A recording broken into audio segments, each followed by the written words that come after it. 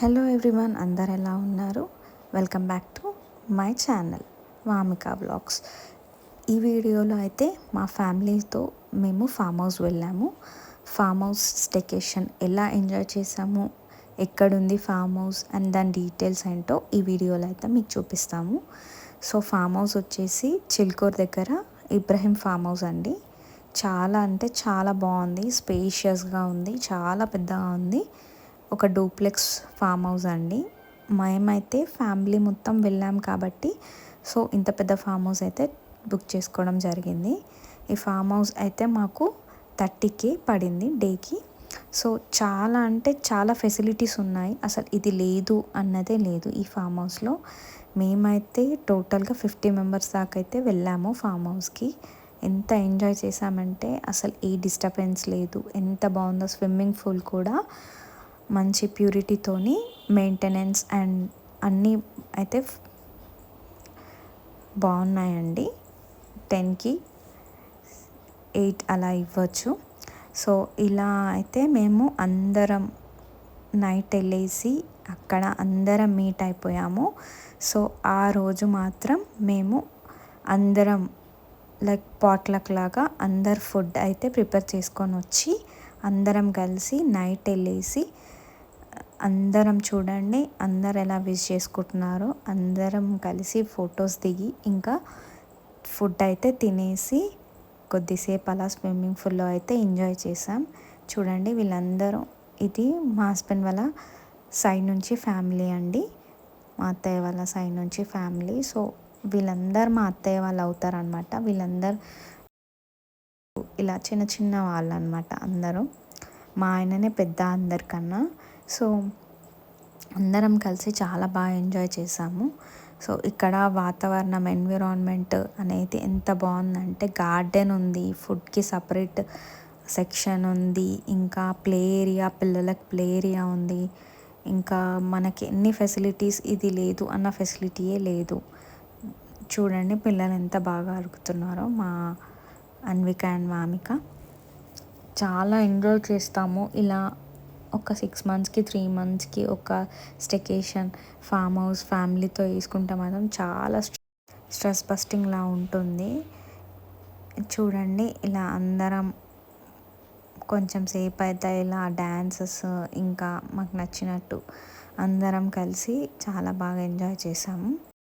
చూడండి ఇంకా dance programme అయితే స్టార్ట్ అయిపోయింది. ఇంకా గ్రూప్లో ఇలా ఒక్కరన్నా, ఇద్దరన్నా, ముగ్గురన్నా ఎంటర్టైన్మెంట్స్ కంపల్సరీ యాక్టివ్ పర్సన్స్ అయితే ఉండాలి. అప్పుడే ఒక జోష్ వస్తుంది మనకి, ఒక ఎంకరేజ్మెంట్ అనేది ఉండాలన్నమాట. ఫస్ట్ ఒక పర్సన్ ఇనిషియేటివ్ తీసుకుంటే కానీ మనం ఓం కదా. సో ఇట్లాంటి పర్సన్స్ అయితే ఇద్దరు ముగ్గురు కంపల్సరీ గ్రూప్లో ఉండాలి. చూడండి రీల్స్ కూడా చేస్తున్నాం మేము. ఇంకా మార్నింగ్ అయిపోయింది. మార్నింగ్ అందరూ లేచి ఇంకా టీలు తాగేసి ఇంకా టిఫిన్స్ కోసం అయితే వెయిట్ చేస్తుండగా మేమైతే ఈ గేమ్ అయితే ఆడుకున్నాము. మ్యూజికల్ చైర్స్ అందరు పిల్లలు పెద్దోళ్ళు అందరు కలిసి పార్టిసిపేట్ చేసినారనమాట. సో ఒకరొకరు అవుట్ అవుతూ వస్తున్నారనమాట. ఇట్లాంటి స్టేకేషన్ మాత్రం పక్కా 3 మంత్స్కి ఒకసారి వేసుకుంటే ఫుల్ ఎంజాయ్ చేస్తాము. చూడండి మేము లాస్ట్కి గెస్ చేసాము, ఎవరైతే ఇద్దరు మిగులుతారో వాళ్ళే మిగిలినారు, ఎవరైతే గెలుస్తామో అనుకున్నారో వాళ్ళే గెలిచినారు. ఫైనల్గా మా అమ్మమ్మ అయితే గెలిచింది. చూడండి ఇంకా ఇంటర్వ్యూస్ ఇలా చాలా ఎంటర్టైన్గా ఉంటుంది. కొంతమంది స్విమ్మింగ్ ఆడేవాళ్ళు స్విమ్మింగ్, క్రికెట్ ఆడేవాళ్ళు క్రికెట్, ఇలా గేమ్స్ ఆడేవాళ్ళు గేమ్స్, ఎన్నో చాలా ఉంటాయి.